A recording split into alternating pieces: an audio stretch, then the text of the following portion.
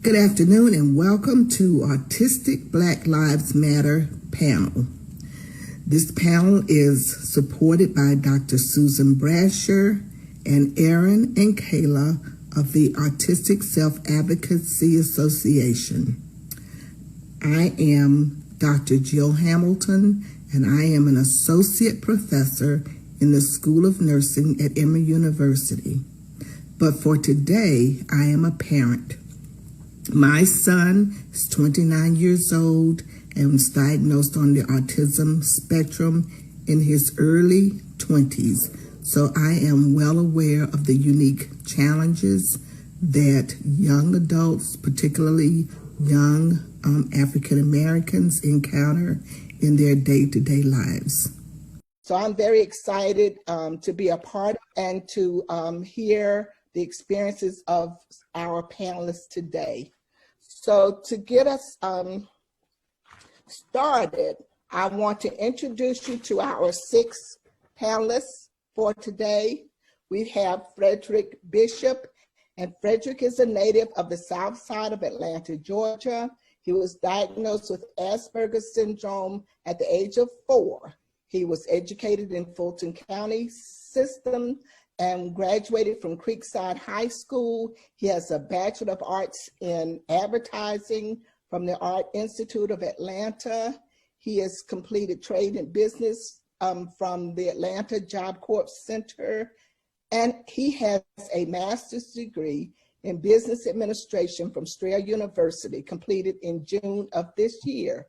Congratulations, Frederick.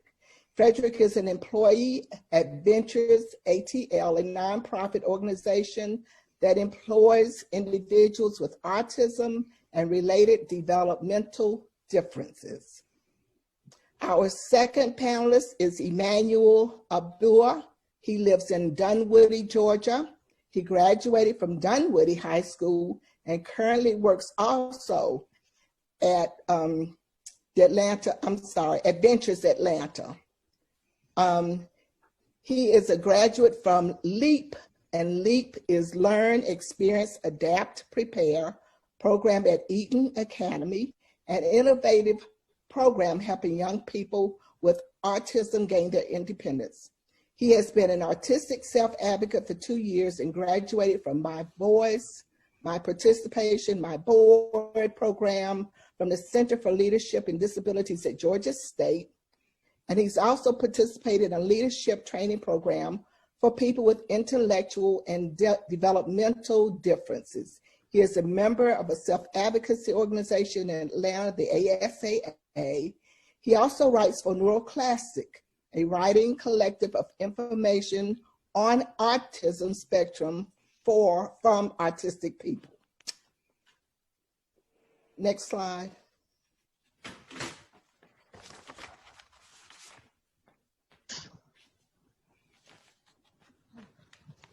Our third panelist is Jonathan Grant, and Jonathan is currently employed as a team member at Ventures ATL again, and he is pursuing his bachelor's degree in human resources. Ashley Dudley, nicknamed Ash. Ashley was diagnosed with autism as a young adult. Ashley was born prematurely at 4 months, weighing less than 1 pound. She stayed in the NICU for 3 months where she had a collapsed lung. She was on tube feedings and she had several serious surgeries. She is definitely a miracle baby. Ashley had many struggles in school dealing with a learning disability and being bullied by her peers. But at the age of 7, Ashley could put together a 1,000-piece puzzle, and she was a master building with Legos. Ashley has been a certified nursing assistant for 20 years, and she works with seniors with dementia. She is also a dental assistant and up-and-coming autism advocate. Ashley spreads autism awareness through her Facebook posts and started her own walk for autism adults called Awesome Walkers, which encourages autistic adults to socialize, make friends, exercise, and get fit. We Good. have, I'm we have, online. we have Erica Murchison, and Erica has a special interest in art and music, pop culture, philosophy, social justice, astronomy, spirituality, and religion. And Erica graduated from high school in 2018. And then we have Danielle Woodridge. Danielle is an autistic advocate who was diagnosed with autism at the age of 3. She currently lives in Charleston, South Carolina. Her interests include health sciences, music, autism, and social justice. Danielle has been active in the autism community for 10 years. So panelists, we'll start out with our first question. If we can show that on the screen, just to remind you. So our first question is, I'll have you just speak up as you are willing to. So parents are concerned with safety issues. What are some of the issues you may have encountered that have made you feel unsafe? And then how did you feel in those situations? How did you respond to those situations? Are we in particular order to answer, or can anybody answer? Or? Anybody can answer. Real fast, for me personally, well, I don't have a car, so I don't drive yet. And so usually I, rely on rides from family and friends and public transportation, MARTA or Uber or taxis. And I usually work early hours in the dark. So usually what I'll do is if I'm waiting at the bus stop, I feel safe. It's dark. I think anybody would feel unsafe waiting in the dark. So I'll wear a vest, or I'll call my mom, put her on the phone, and have her on the phone until I get to my destination. That makes me feel safe. For me, to be safe, I usually have to have somebody with me because I also don't have a car or a license. Like if I go to the store, usually my mom or my dad's outside in the parking lot and I can easily go out there, and I usually have my phone, or when I'm with like friends and stuff, I usually have to have somebody with me at all times to make me get safe. I find it helpful to know what security protocols are in place at certain places before I go. Having a dual difference, being both African American and autistic. For me personally, I interpret things by watching others, and how to proceed in certain situations. So that's often misinterpreted by some law enforcement and security personnel. For example, in the airports, TSA, they're trained to pinpoint certain nonverbal behavior that may be deemed suspicious. So I've experienced being misunderstood in that regard. And can you talk a little bit about how it makes you feel when you're in those situations?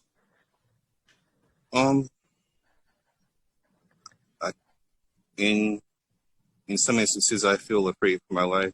I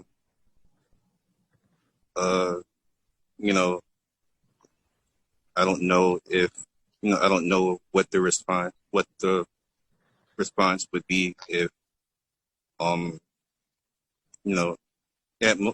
would think I would just be questioned, but in today's climate, there's really no way to tell.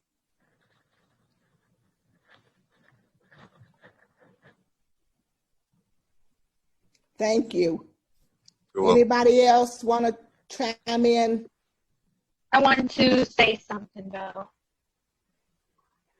Hold up, like trying to go to another screen. But I wanted, like, for me being on the autism spectrum, like sometimes like when I forget to say hello to people and stuff like that, because, you know, I probably maybe focus on other things, or when I'm doing art, I'm like focused on certain things. And then like when I was in school, I didn't even feel safe at all. Like I would have like a meltdown, and I really had like a hard time controlling it before. So I know. And then, you know, I would run out of school. Like, I would run out always because, you know, I just needed some time out. I need some time, like, to myself and to just, like, let my brain process and organize. And also, there's some days at school and work that I need to have certain days off so I can charge and stuff like that. Also, let the creative juice flow.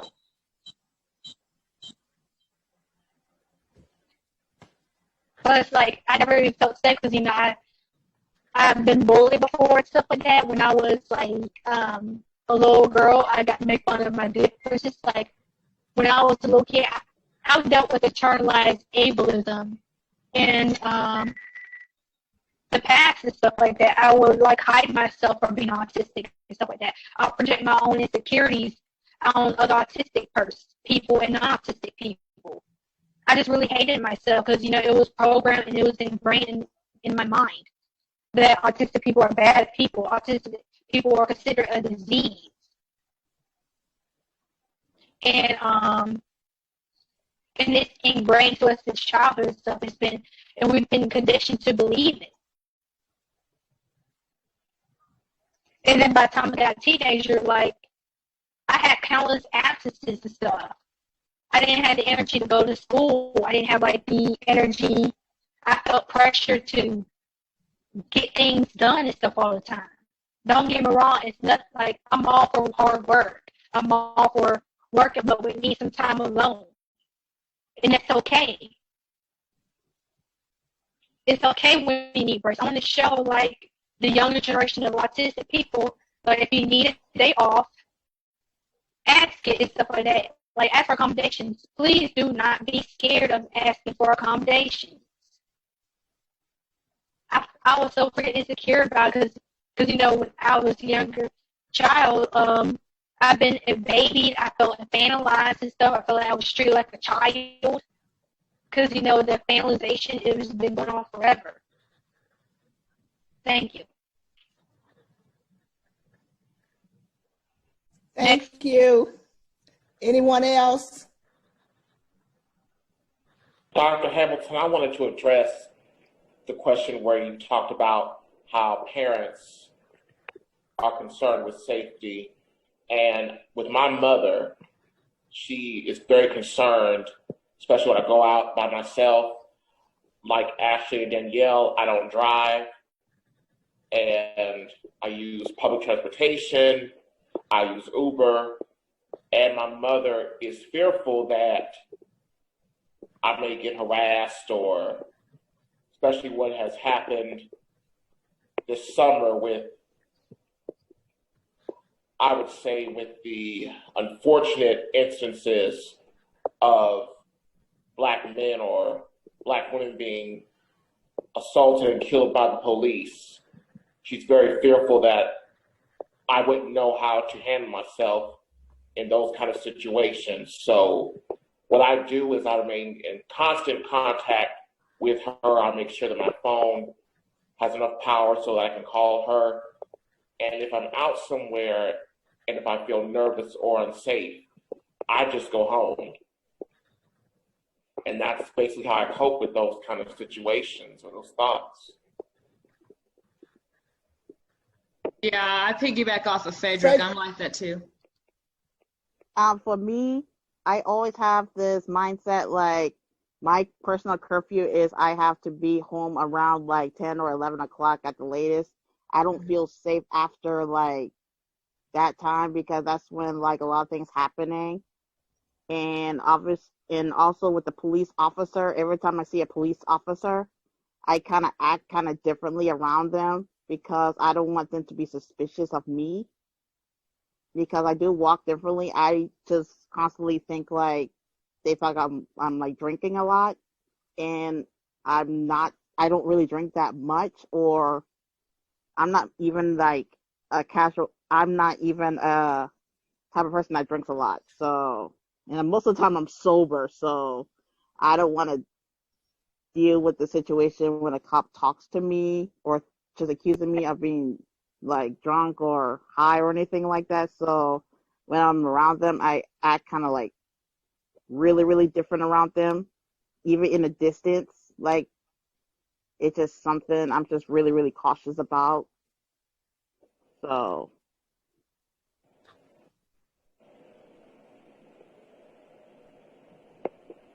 Anyone else? Oh, I have also another thing to say. You know what? Also about like, what's his name? But like when he said like about his mother's being concerned and stuff like that, I can really relate to that because my mom, she's very protective of me and stuff like that and stuff like that, and I can be kind of fearful of going out and stuff alone before, or especially if I'm going to another country. And then for my life, I always want to be independent. I always wanted to go out alone and learn how to take care of myself more often. And I know how to take care of myself. And that's the key. This is why self-advocacy is so freaking important. And I read up on it because, you're like, to the parents of autistic children out there, you're like once your autistic child gets to a certain age, once they become like preteens and teenagers, you need to teach them how to advocate for themselves. Because, you're not always going to be around your child forever. Like, say for instance, like, what if you pass away and stuff like that? What if you are no longer available? You need to teach your child self-advocacy. They need to learn how to handle themselves. And self-advocacy is not always people do it all by yourself, because you need some help too sometimes. That is a misconception of self-advocacy. Thank you. I'm gonna move to the second question. And if we have time, I have some follow-up questions for you guys if we have time. So I'm gonna move on to the second question. And our second question is, professors, and Erica, you already talked about this some, but professors, teachers, and co-workers may have lowered expectations when they know we have intellectual disabilities or intellectual differences. This shows up in these individuals being impatient with us or saying things that can be rude or demeaning. Can you talk some about your experiences that you've had when you've been taking classes or at work or even in social groups of people having lowered expectations or treating you differently because you have autism? Yes, Ashley. I got that plenty of times, especially at work. Now I'm openly with my autism, but I used to be, kept it in because of the treatment that I would get, feeling isolated and belittled and, not taken seriously or treated as a child. Oh, you have autism, so we're going to treat you this way now. And I'm still me. And so that's why I am an advocate to show people that, to learn more about autism and just to learn it. A lot of it is just ignorance, and that's why they show those type of ways, speaking, being demeaning and saying mean things because they just don't know. And that's why I'm advocating, not just for myself, but for us as well. But yeah, I felt, very isolated and hurt. And now that I'm learning this is how God made me and made us, so let's embrace it. And God doesn't make mistakes, so.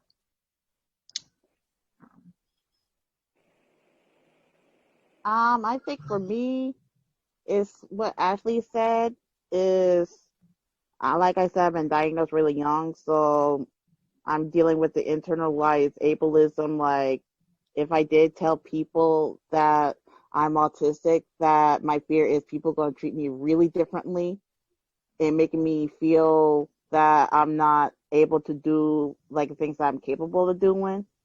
And sometimes I had to prove to people that I can do it.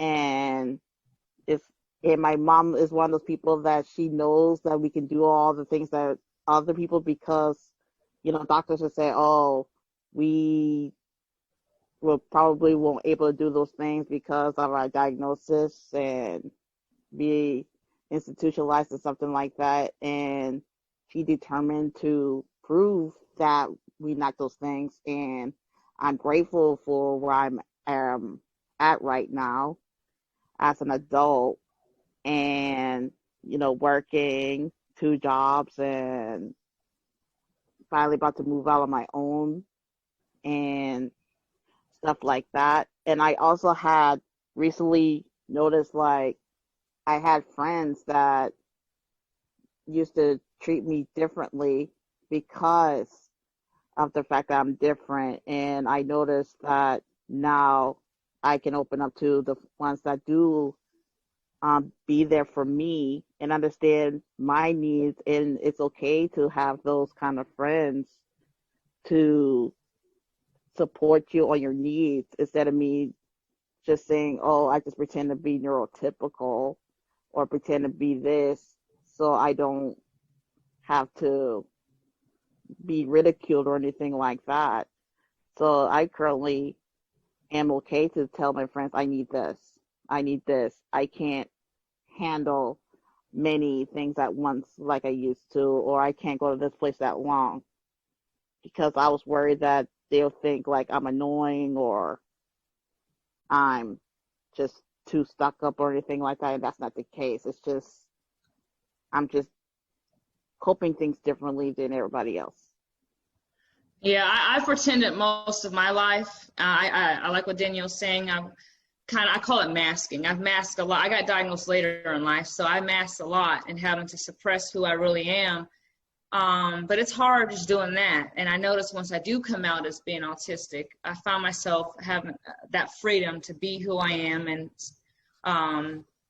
if I want to spin in rolling chairs all day, I will. If I want to, start singing a song for no reason out of the blue, I will. I just want to be myself, and this is who I am and who I have been. But it's really hard having to hide who you are. So I totally get it, what you were saying, Danielle. I agree with you. With this masking thing, that masking thing is so freaking ridiculous. It's so freaking ingrained in our childhood, because, there's this limited belief. If you hear about law of attraction, you hear about limited beliefs and stuff. Like, there was a limited belief of autism and stuff, and I have to go with a lot of inner healing and stuff. I'm still going through that. But there's this limited belief says, like, autism is such a bad thing. Oh, it's a disease. Because it was conditioned to believe about organizations like Autism Speaks. So I don't want to get controversial, but or other or the medical model and stuff like that. And the infantilization, that thing is so freaking real, because I was in special education, and then they just put the simplest stuff at school. Like, I was going to like kindergarten, stuff like that, in first grade. They would just give you simple stuff like that, because they think you don't know a thing at all. They assume that you don't want to learn a thing. But actually, most autistic people want to learn a thing. And I also have ADHD as well. Most special ed kids do want to learn some things, but they're treated differently. And my IEPB is just like, they think like, oh, do this and do that, stuff like that. And I begged them so freaking much that I wanted to learn things advanced and stuff like that. I don't want it too advanced, but I need at least advanced enough. Because what's I going to say? And then,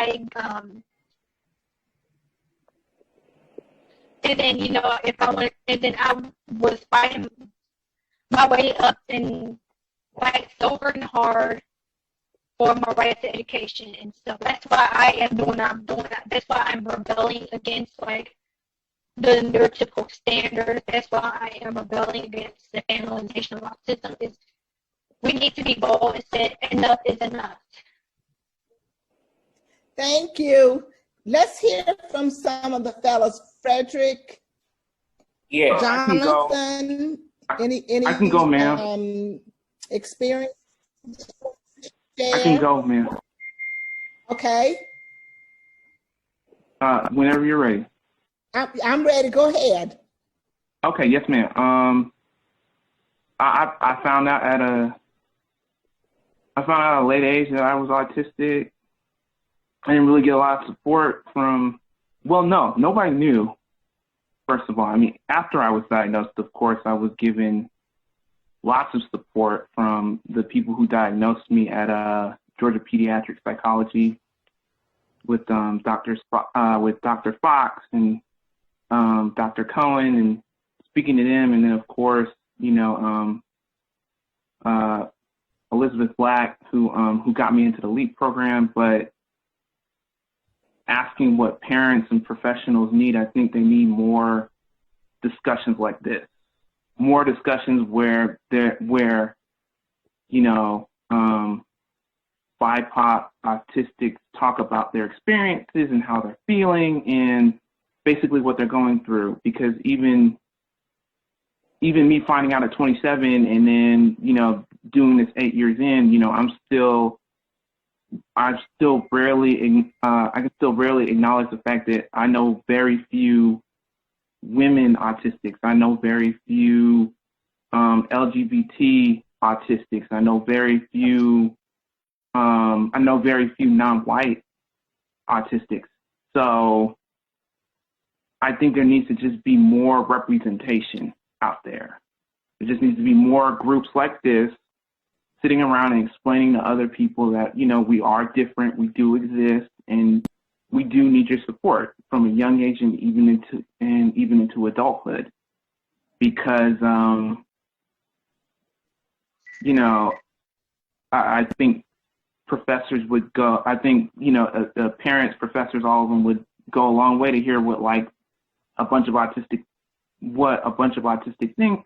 teens think, or children think, or workers think, or all autistic women think.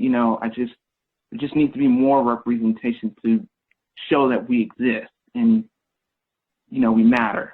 So that was my answer. Yeah, I'm totally behind Emmanuel on that. Sorry, Erica. I'm totally behind Emmanuel on that. I think we need to really be more aggressive and assertive to get more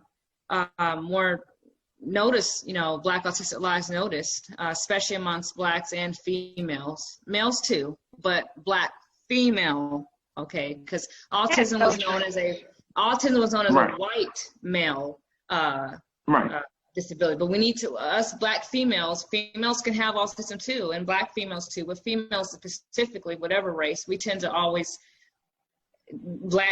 second to vote, second to this, second to that. But with autism, women also have it too, and I think a lot more females are getting more diagnosed nowadays. So I thank you, Emmanuel, for bringing it up.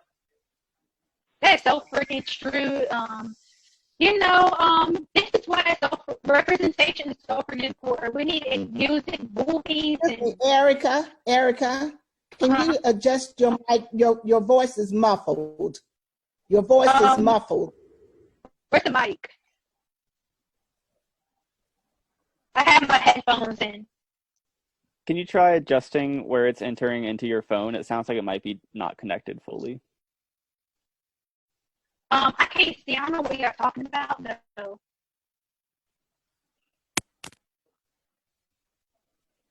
Where the headphones plug into your phone, can you try adjusting that? It's adjusted now. Can you hear? Can you hear? We can hear Yes. you. It's just a little crackling, but we have the closed caption, which will help. Okay, thank you. Can we go back to the answers, stuff like that? Yes. So what I was saying is this is why representation is so important. We need it in movies and music and magazines and stuff like that. more autistic people of color needs to have that representation. And to the authors, like in directors, and anyone who is involved with the film industry, in the movie industry, and stuff like that, or the writing industry, they need to have ask an autistic person about an autistic character and stuff like that, and stop relying just on the medical model autism. Ask actual autistic people. Go look at blogs and stuff and see what they have to say. Thank you, Erica. Is Jonathan, are you with us? Yes, I am. Okay. Did you want to contribute? Did you have anything to say to this question, or maybe the next one? The question was in reference to. The question we were talking about, like, have you ever been in a situation where people treated you differently or had lower expectations of you when they knew you had a diagnosis of autism? Yes. I've experienced being treated differently in houses of worship, as well as the workplace, and even before I was diagnosed. I had some teachers that didn't really understand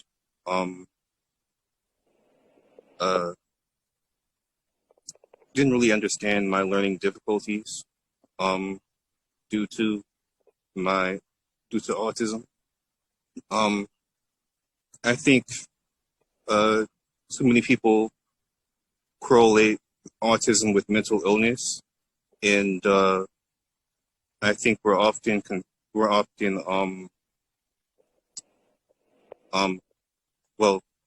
people have the wrong idea, and I think, it kind of it complicates the issue of being included, and just being understood overall.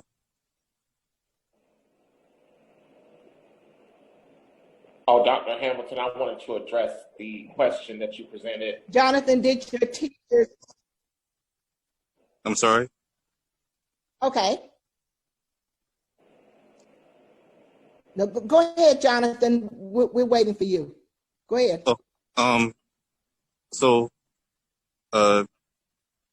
That pretty much concludes my answer. I felt differently in certain places because people don't really understand what autism is, and particularly as an African American, I think there's a lot that our community doesn't understand about autism. There needs to be more effort to educate the African American community about developmental differences and disabilities. I agree. Oh, Dr. Hamilton, I want to address. Thank you, Jonathan. You're welcome. Someone else wanted to speak up? Yes, like what he said was like very true. Go ahead. Like with autism is like mistaken as a mental illness, because when I was in middle school, like it was considered a mental illness and stuff. And I grew up in this small town where they did not know a single thing about autism.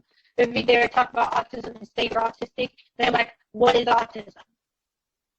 Like they don't know what it is. And then I remember going to the mental hospital one time when I was like 13 years old, and then the second time I was like 20, like a few years ago. And like I had to experience a bunch of like ableist like people working there, and then there's so many like guests who are just like autistic deniers, and some of them are. I have nothing against religious people, but like there are some of them who are in certain religions. It's really stigmatized in certain religions where autism is. And then like there's some many autism deniers. They said autism doesn't even exist, or autism is a mental illness, and I try to talk about it, but they really dismiss me. Thank you, Erica. Frederick, go ahead now. Well, Dr. Hamilton, addressing the second question, of course, as I said in the bio, I was diagnosed at age 4 with Asperger's syndrome. And my mother told me about my diagnosis, but at 4 years old, how do you really process that? How do you define what that means for your life and for your future? And so when I was in Fulton County schools, I was in special education pretty much through the whole 12 years.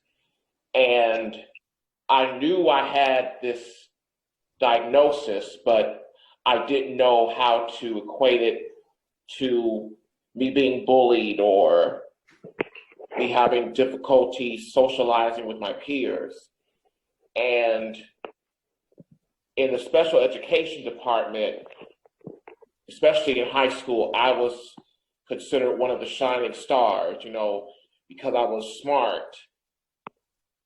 Because I didn't have difficulties with learning.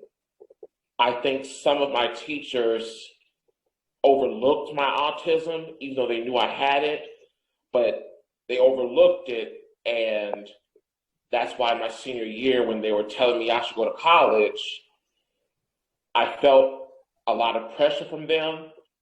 And that's what made me jump into going to the Art Institute in 2010. But definitely being on the autism spectrum in a predominantly Black school is one of the hardest things you could ever experience, because you deal with people that don't understand autism. You deal with people that will treat you in cruel ways, that will bully you on a regular basis.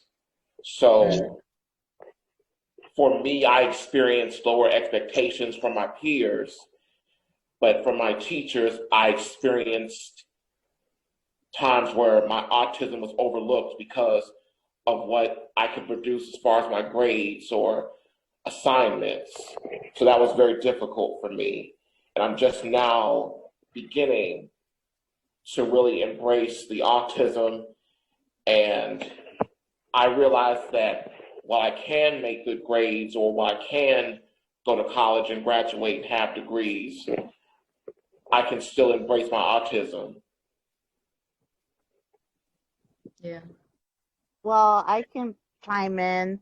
And I was in my research class in my high school, and obviously there's this other autistic person, obviously a white male, and I was going through a bad day.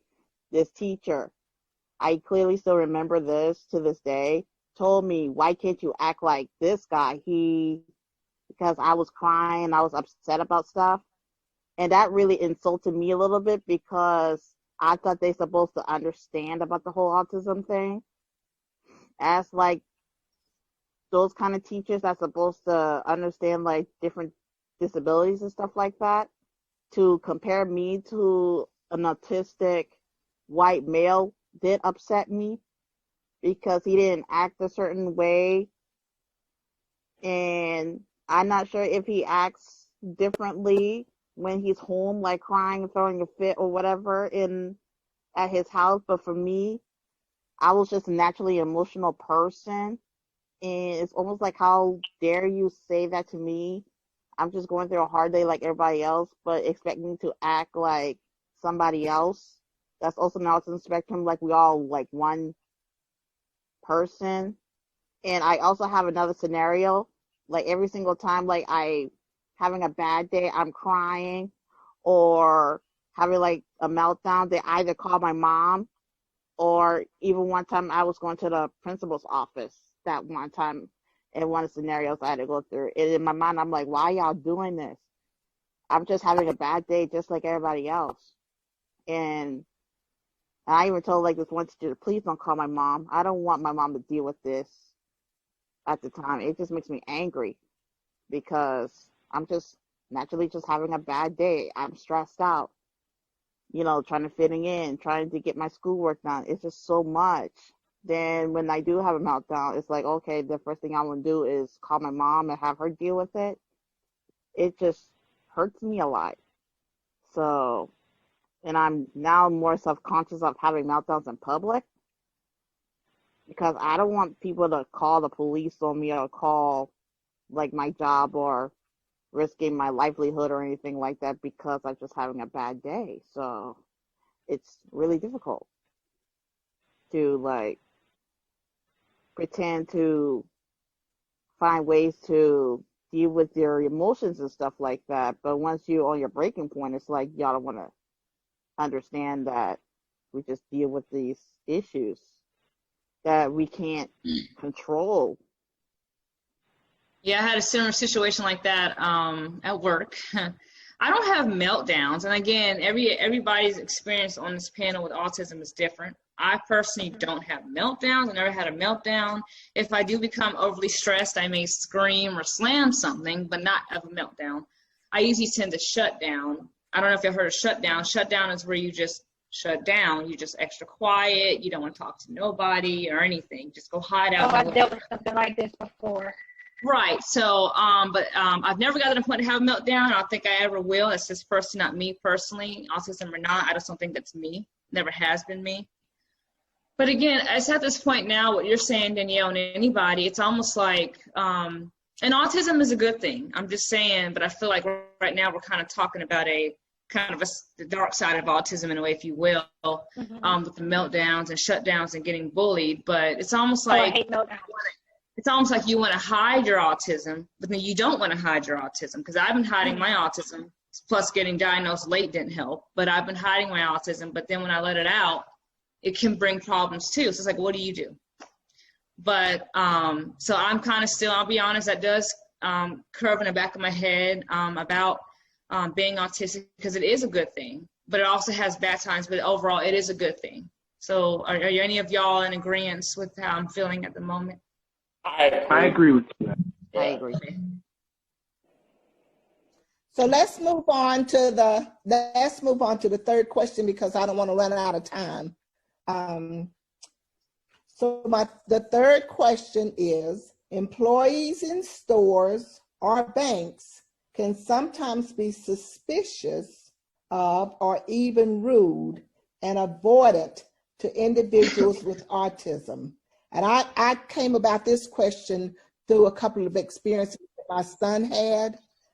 So if you think about if you've ever been in a bank or store, have you ever encountered any situations that have made you feel uncomfortable or bad when shopping or doing transactions? Me personally, I've never encountered those types of. Frederick, you want to take the lead on this one? Okay. Oh, I can go ahead. Being out in public, going to stores or different establishments, I don't necessarily get rude employees, or I don't get people that are avoiding to me, but from other people who are out along with me, I have gotten strange looks, maybe because of the way I dress, I don't know, but I have gotten strange looks by people out in the streets. And I've even had an instance where somebody actually asked me where I was from, basically assuming that I wasn't from where I live, you know, and it made me feel awkward. Mm-hmm. It makes you feel like you really don't belong. I mean, I've been on the south side of Atlanta my entire life, and when I have people ask me where I'm from, or if I get strange looks, or if people are laughing at me, it makes you feel like, okay, what am I doing here? You know, what am I doing that's wrong? Or why am I getting this negative attention? And it really takes a hit at your self-esteem and your confidence. But as my mother always tells me, Frederick, you have to be who you are. You have to love yourself, and that self-love and that validation has to come from within you, and you have to always remember that wherever you go. Yes, like with people talking about like, oh, be yourself, accept yourself for who you are. But when you be your true self and stuff like that, people give you dirty looks. Exactly. Like, I totally what agree. the heck do you want? What the heck do you want? Like, do you want people to be themselves, or do you want people to hide in their shells? Like, pick a side. Which is it? And also, when I was in school and stuff like that, people would give me dirty looks out of nowhere. Like, I ain't from here. I ain't from like Rocky Mount, North Carolina. I mean, because I came from North Carolina originally, and a small town, and they just like look at me like I'm from here, stuff like that. And I was just scared to get a job and stuff like that because I had a fear of getting fired from a job, and then I just like rejected 9 to 5 narrative like throughout my teen years and stuff like that. And I'm the type of person who questions everything.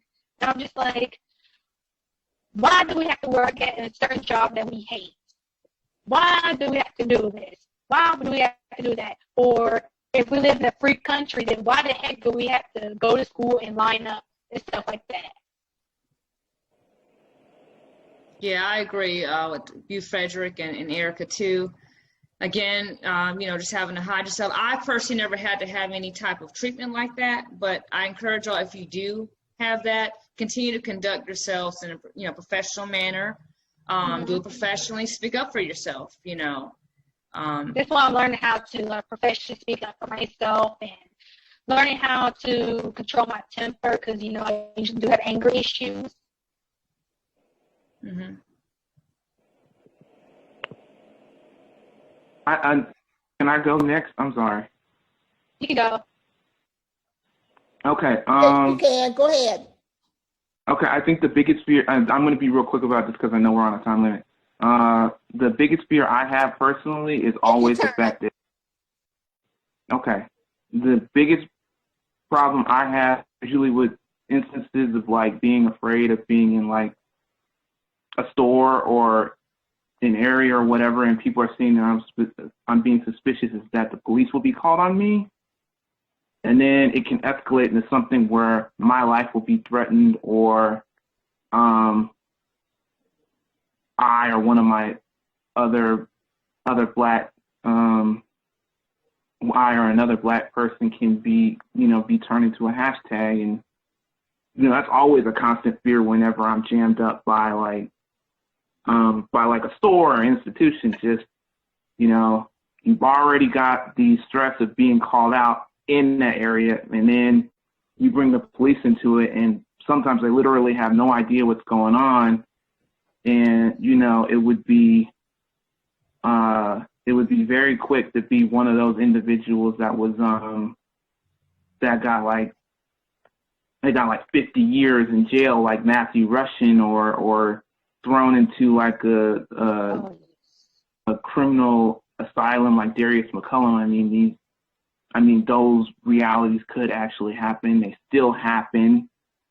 And that's personally something I always worry about. And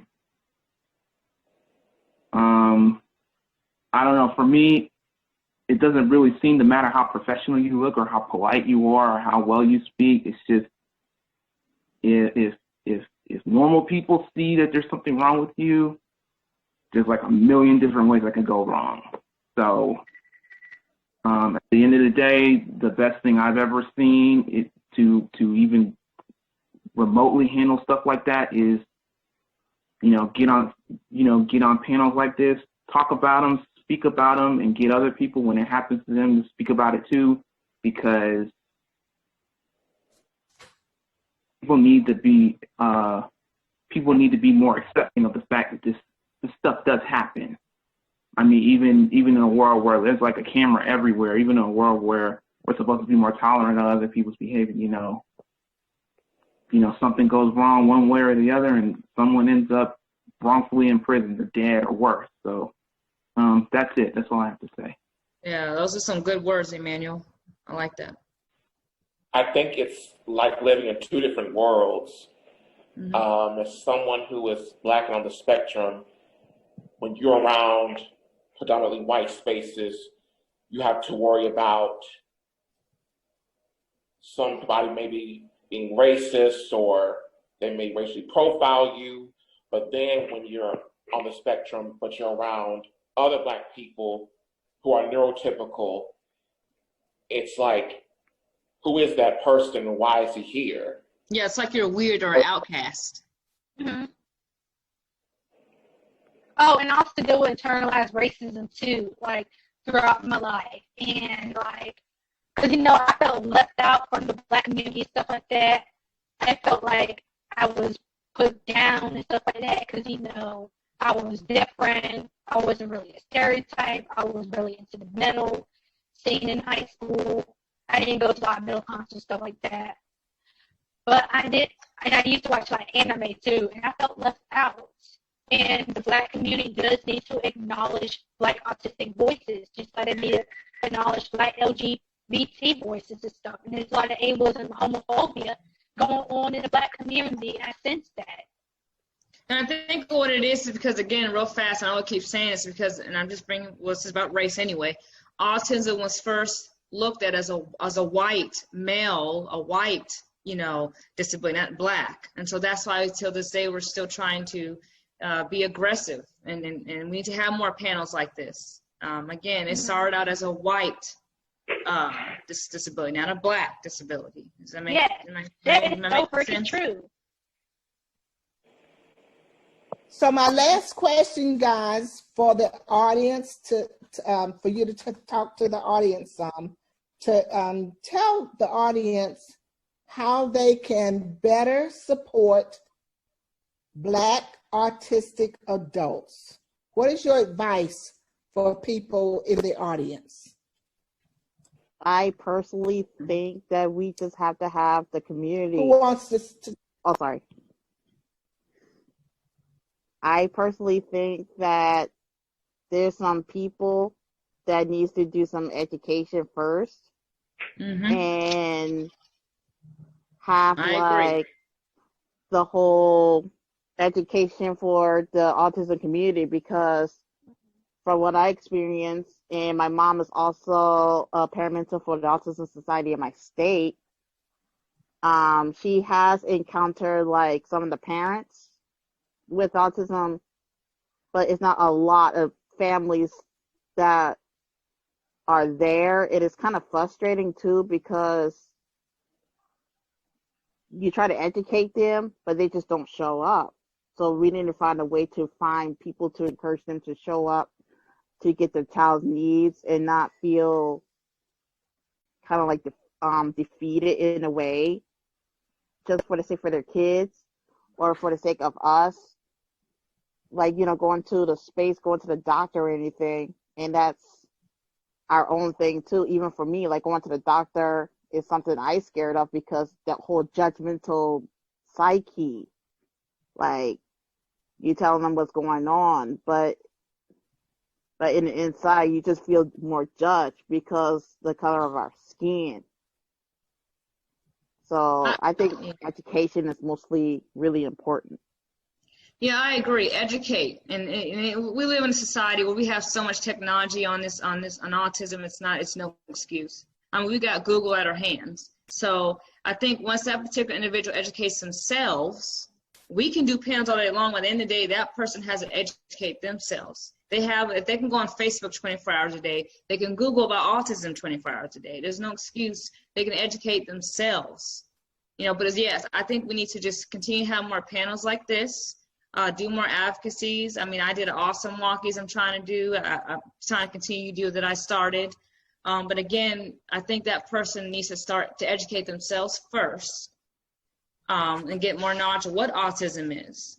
Because the world wants to perceive it as some negative thing. It's really not. Educate, guys. Knowledge is power. There's no excuse nowadays. And also, I wish there was more books about like how does it feel to be Black on the spectrum or people of color. There is this one book I'm trying to read. I forgot the title of it on top of my head right now, but I wish there's more books about like how does it feel to be a person of color, trans person, not just like just autism in general, just the whole subgenre, because it's not that much of those books out there for us. So when you just pick up a book about autism, it's like, well, I'm not autistic. There's no way I'm autistic because I'm Black or I'm trans or anything like that. So that's the other issue is I wish there's like somebody that can, I don't want to say step up, but I wish there's like some other contributions to media, Facebook, YouTube. But you know what, movies. Danielle? But Danielle, that could be us. We could be the first people to be the step up. We don't have to wait. We can be the ones to write the book. We could be the ones to be the first person. We could be the first for That's something. so freaking true. We don't have to wait. Sometimes for someone we else. don't, we don't can need be to the wait first. for like representation.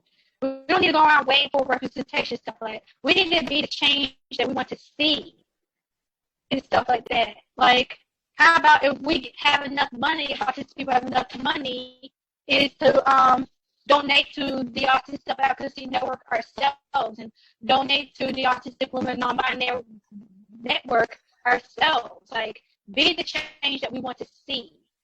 Like, advocate for yourself. Like, be the representation in the media. For all the young people who are on the spectrum, like those who want to be models, actresses, singers, and stuff like that, and for being in the entertainment field, pursue that interest. Don't just wait for like somebody to do it and stuff like that. Have we heard Be your from own everybody? role model. Miss Hamilton, can I go next after? Go ahead. Go ahead, Frederick. Okay. I do feel that representation is very important. More Black autistic people should speak on, what it's like to go through their day. I know I have ADHD and autism as well, and I feel a lot of solidarity knowing about Black and ADHD people and Black and autistic people.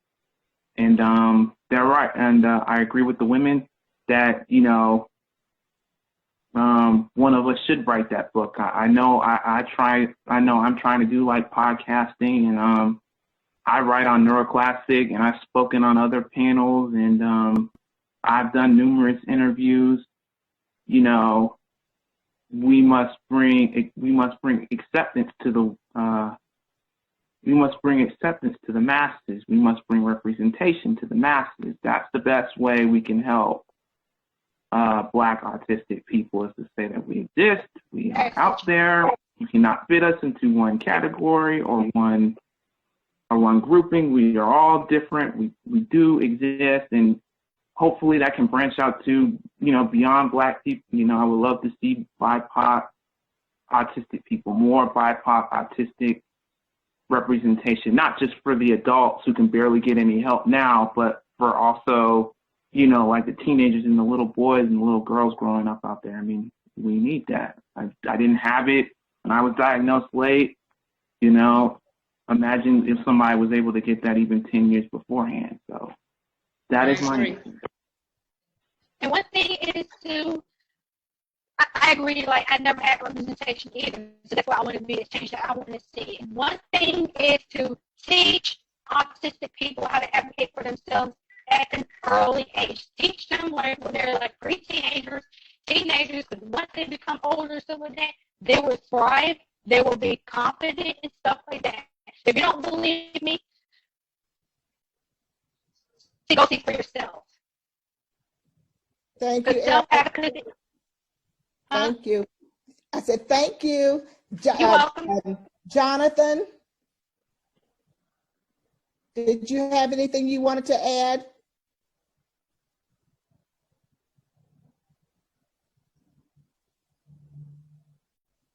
Jonathan, you're muted right now. My apologies. I think would be helpful to for adults to for neurotypical adults to think of ways, once they educate themselves on the neurological difference, to find ways where they can accommodate people who have those differences in various spaces. Yeah, that's pretty much it. Thank you. Oh, and I want to say, I think we have one last thing is like one thing that we need to, when people are researching autism stuff to educate for themselves, like sometimes when they search about autism, the medical model is in the center. So they need to be careful where they research their autism information from. Because, it's so much misinformation out there. That's why, go read blogs about autistic people and stuff like that. Go look at the Autism Self-Advocacy website. Go look at the Autistic Women's Non-Binary website. Go look at Art of Autism. Go look at the autistic blogs and stuff like that and see what they have to say about, and be careful which organizations that you support, because some organizations are really shady and they don't speak for Autism Speaks. And there's one large one which I wouldn't speak of ever again. Don't get me started with. But you have to be careful with these organizations. I know these people have good intentions, but they need to be careful with this stuff. We have I think we have a little bit of time to take maybe one or two questions. Do we have one or two questions from the chat? There's quite a few really great questions in the question and answer. Did you want to address any of those or ask them, or do you want me to? You can we'll have time for one or two. Okay, let me see. There's so many really great questions.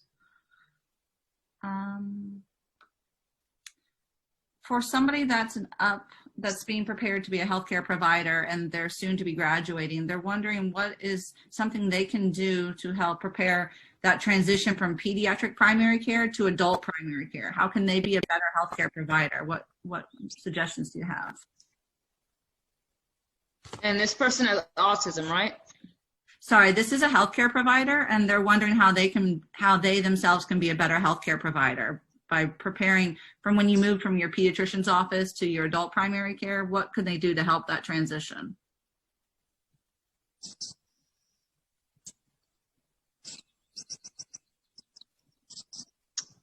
So guys, this is somebody who, for example, might be training to be a nurse or a doctor. What would you like to see better when you go to see doctors or nurses? What would you like to see in terms of improvements in the care that you receive, or how they talk to you when you go to the doctor or the nurse? I would say not only show compassion, but when you have a patient that is expressing concerns, whether they're physical or mental, don't brush it off, don't overlook it. Take into account what that patient has to say.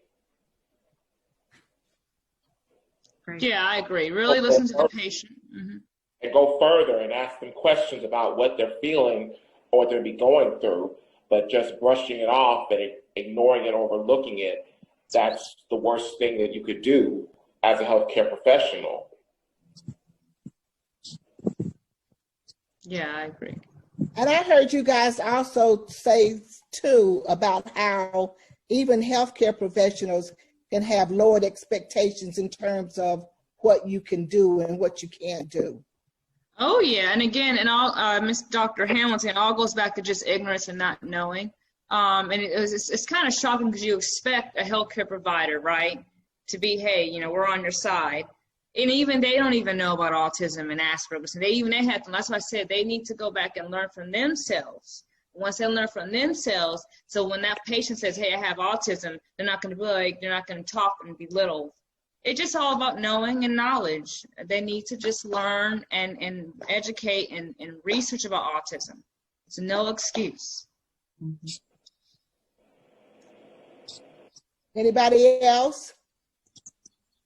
Dr. Hamilton, I wanted to address what you just said, and also to add what Ashley just said, I recently had to switch psychologists because my previous psychologist, he did not really have a lot of experience dealing with people on the spectrum, and he did not really have a lot of Black clients.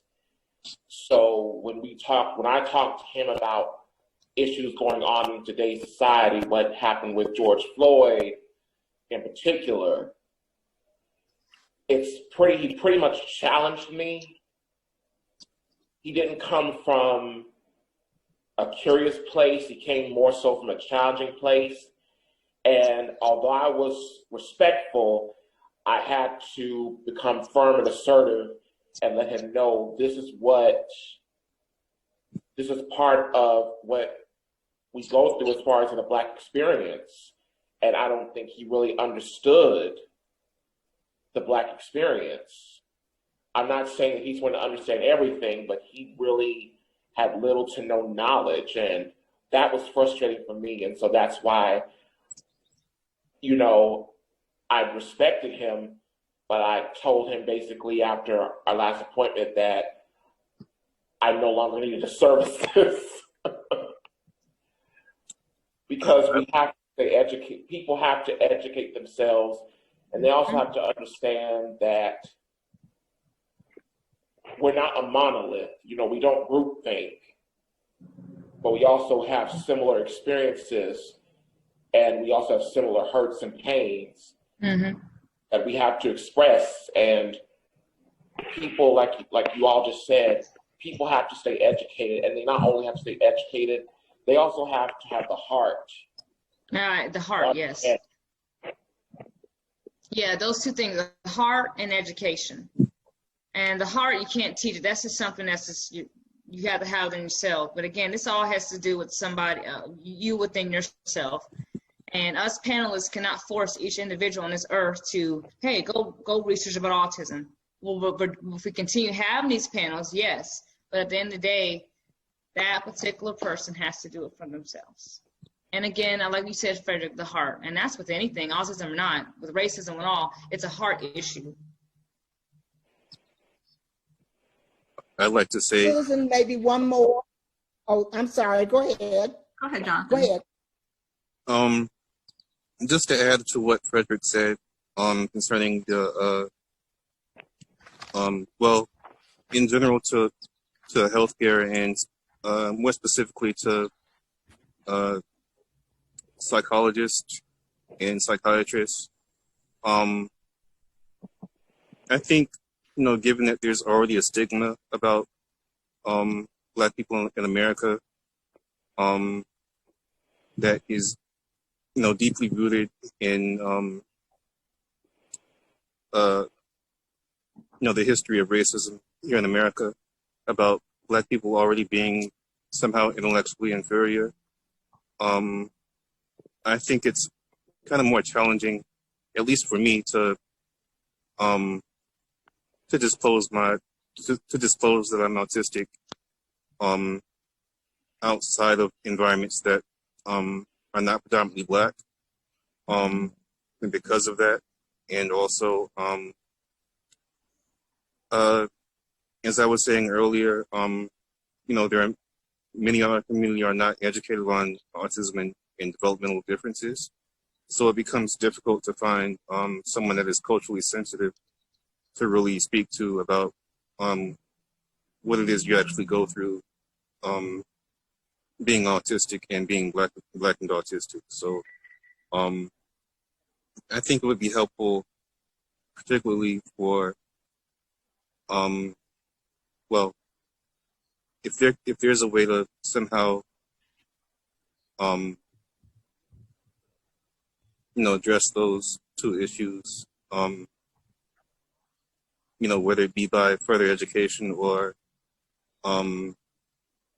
just bring awareness to the underlying issues of just being Black and disabled, then I think it would improve things greatly.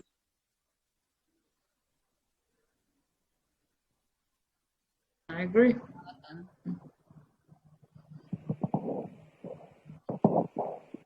Well, we had a lot of really great questions in the Q&A, but we won't have time to address all of them. But we will have future panels and build off of this momentum to continue to share these voices and perspectives. What future panels do y'all gonna have? What did you say, Erica? What future panels are they gonna have, like the women's panel or LGBTQ panel, whatever? LGBT. All of them. Every single one. Wow. Okay. And you're going to get to be part of that again. Thank you. Okay. So let's so thank you all thank you to the people that joined in today. Don't hang up yet because we still have a little bit more. But thank you to our panelists. Thank you, Frederick, Emmanuel, Jonathan, Ashley, Erica, and Danielle. Thank you so very much for sharing your experiences with us this afternoon. We've learned a lot about safety issues, about fears related to our policemen, and when we're in situations where we don't feel safe, how you feel and how you handle that. We talked some about having when others have lowered expectations of us and how that makes us feel.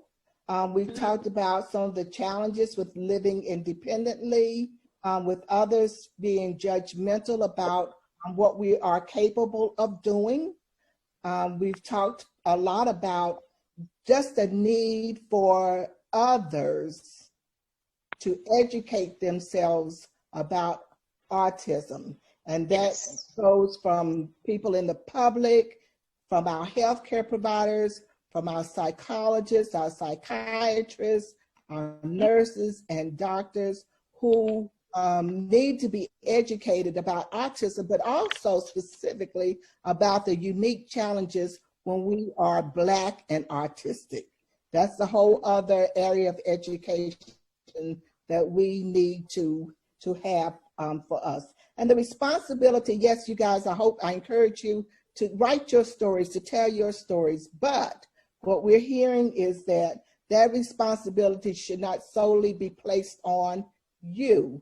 Mm-hmm. We can also take the initiative to educate ourselves with what is available out there. We educate ourselves on other things, and we could certainly take the time and initiative to educate ourselves on issues related to autism. Did I miss anything, guys? No, I like what you said. Educate yourself. No, you're good. You're good. Okay, so for the last few minutes that we have, I'm going to turn it over to Erin, and they've got some resources they want to share with you. And Dr. Brasher may have a last few words to share with you. Thank you guys so very much, and thank you for including me. You're welcome. Thank you so much. Thank you. Thank you. Erin, Here we are. Thank you, guys. Thank you, guys.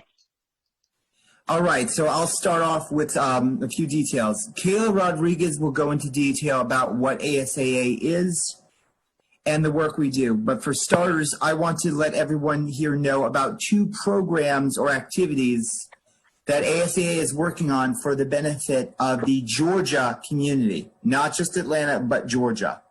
Mm-hmm. For starters, employment. As I imagine, a lot of you have a lot of issues with job hunts.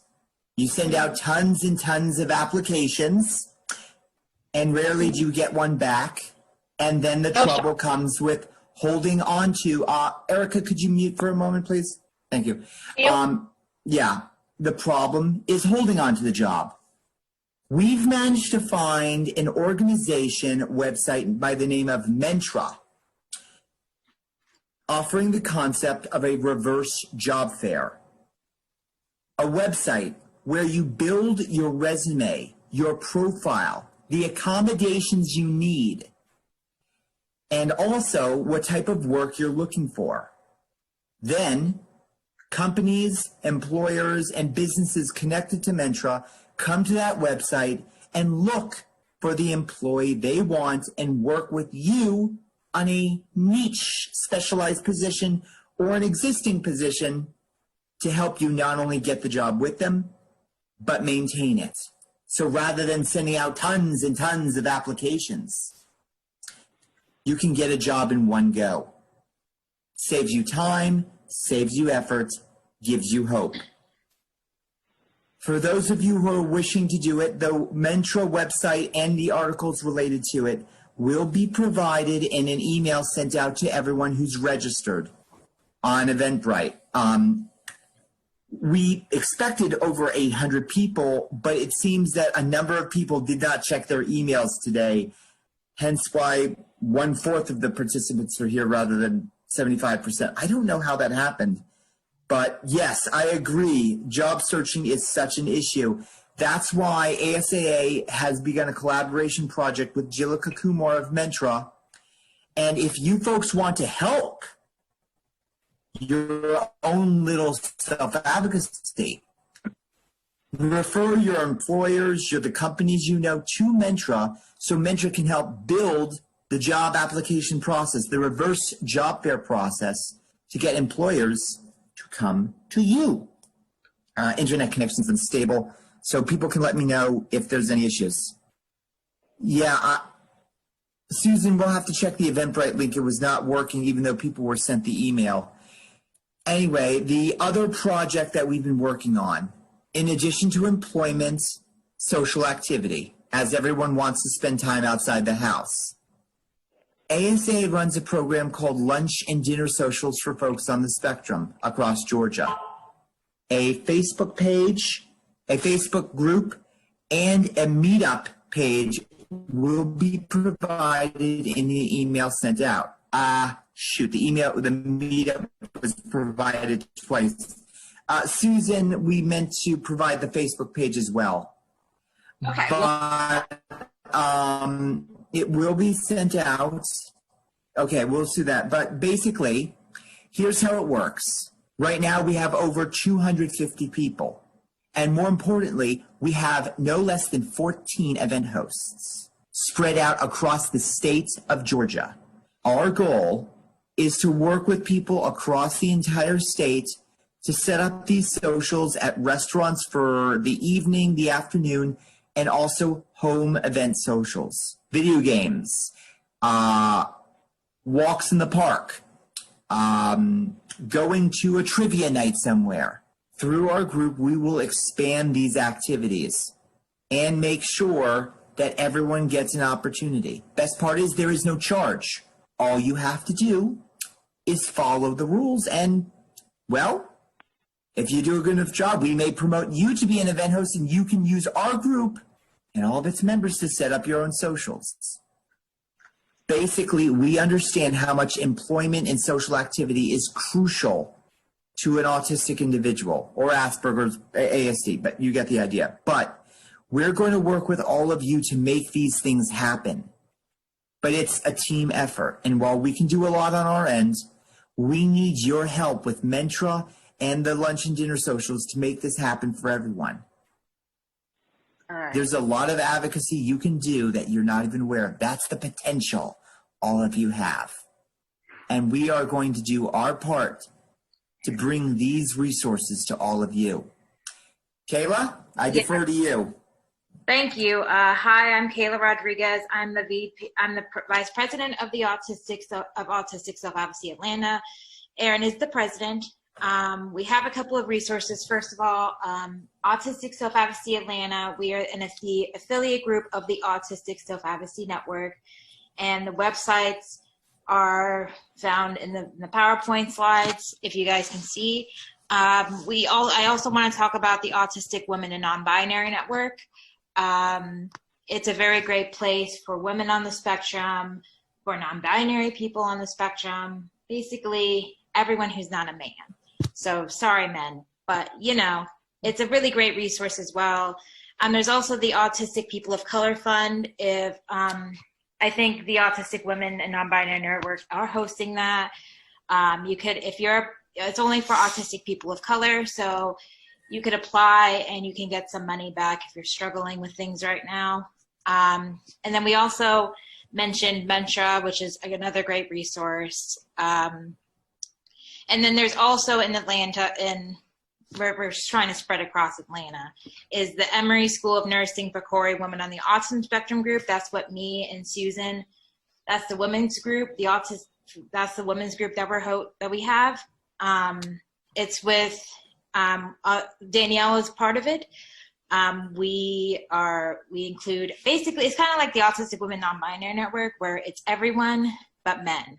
And there's people of all races, and everybody is welcome. Same with ASAA and the Autistic Women Non-Binary Network. And is there any other resources? Mentra. And also, please sign the petition for Matthew Rushin. I think, Susan, do we have the link for Matthew Rushin? He is Petition closed. I can put it in the link. It's freematthewrushin.com. It links to neuroplastic and various other links too. Yes, because he is, thank you, Emmanuel, because he is a Black autistic man who was arrested because he had a meltdown for his car crash, and we need to free him. So please send that, and just look us up, ASA on Facebook, or email us and look up ASAN and AWN and the Autistic People of Color Fund, and Fierce Autistic. Autistics and Allies is a great resource. One of our members is part of that, Ira. And I also want to thank everybody involved in this panel. Thank you to the wonderful panelists. Thank you to the ASL interpreters and CAR transcriptors. Thank you, and thank you, Dr. Hamilton, for being the moderator. I think that's all the resources. We're running out of time. So, Susan, I'll hand it over to you. If I can just spend 30 more seconds to give a final piece of information. Aaron, you better be quick. Susan. And also, by the way, we are going to do right. more panels like this, and we're all going to do more Zoom panels on LGBT autistics and Latinx autistics and just all sorts of diversity, in addition to more panels with Black autistics. So, yeah, I'm done. Took the words right out of my mouth. I have nothing more to say. Okay, good. Because we're running out of time. So, Susan, we would take it over to you to wrap up.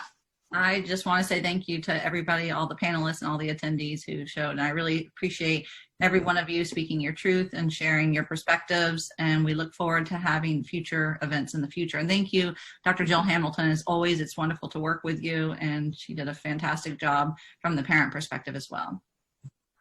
Yeah, thank you. And thank you to the panelists, and thank you to the ASL interpreters and the CAR transcriptors. Thank you for making this event as successful as we can, and thank you to these amazing panelists. You're welcome. Thank you. I told you we're going to kill it. Thank you. Okay, well then I guess with that we'll conclude this, and everybody want to keep an eye on their email. We'll be sending out some of the PowerPoint resources and some other things as well from the panelists. There will be, I'm sorry, Susan, will there be a link to this exact meeting that I could put up on like social media? Absolutely. So we're recording this, and then I'll send you the link in about an hour, and you guys can share that out to all your networks. Oh, okay, great. Thank you. ASAA will distribute it to its contacts online and offline. So we'll make sure that it gets out. For some reason, we don't know why, Susan, but it seems a lot of people did not check their emails. Yeah, I'm not sure what happened, but we can always fix that moving forward. We will help you. We're with this every step of the way. Send the link to me as well. Susan, be sure to send the link to me. I sure will. Thank you, guys. Thank you, everyone. Thank you. Thank you. Thank Bye-bye. you. Bye-bye. Brian. Bye. Bye. Hey.